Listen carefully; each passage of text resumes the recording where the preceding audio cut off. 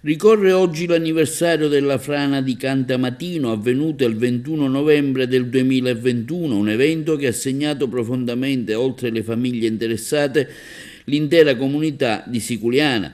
Questo ha detto il sindaco Peppe Zambito insieme ai cittadini di Contrada Cantamatino che si sono ritrovati nei pressi della frana per ricordare i momenti drammatici vissuti a seguito del cedimento del costone adiacente ai fabbricati e per sollecitare le autorità competenti a intervenire con urgenza per sistemare la strada, tra l'altro inserita come via di fuga nel piano comunale di protezione civile.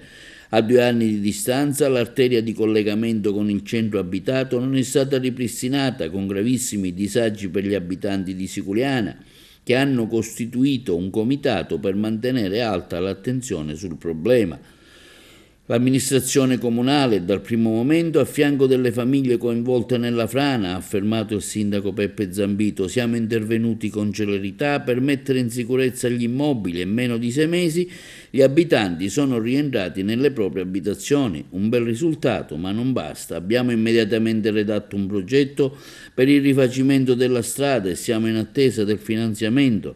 Dalle interlocuzioni avute con la protezione civile regionale sono fiducioso che il problema possa trovare una soluzione a breve.